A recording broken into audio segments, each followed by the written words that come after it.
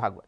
सुरुवातीला एक मोठी बातमी। सध्या शिंदे गटाच्या विविध ठिकाणी सभा आणि सत्कार सुरू आहेत आणि अशाच एका सभेत बोलताना मुख्यमंत्री एकनाथ शिंदे भाजपसोबत सत्तेत स्थिरस्थावर झाल्यानंतर शिंदे गटाच्या आमदारांच्या मनातली खदखद आता बाहेर येऊ लागली। मुंबईत एकनाथ शिंदे यांच्या सत्कार समारंभात आमदार अब्दुल सत्तार यांनी एकनाथ शिंदे हे लेना नाही देना बँक आहेत असं म्हटलंय। एकनाथ शिंदे यांना देना बँक म्हटलं इथपर्यंत समजू शकतो, पण अब्दुल सत्तार यांनी लेना बँक कोणाला म्हटलं याची चर्चा राजकीय वर्तुळात सुरू झाली आहे। सत्तारांच्या मागे कुणी कशासाठी तगादा लावला होता असा प्रश्नही या निमित्तानं उपस्थित केला जातोय।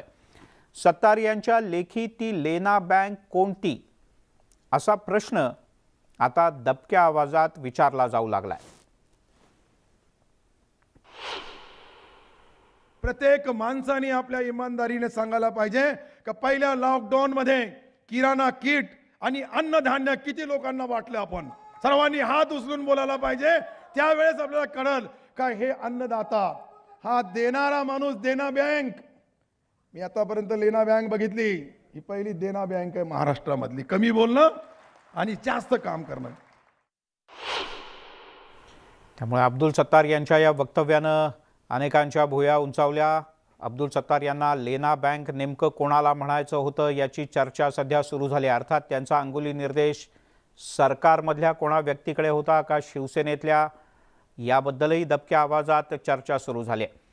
अब्दुल सत्तार यांच्या नेतृत्वाखाली शेकडो कार्यकर्त्यांच्या उपस्थितीत मुख्यमंत्री एकनाथ शिंदे यांचा प्रभादेवी इथे सत्कार करण्यात आला।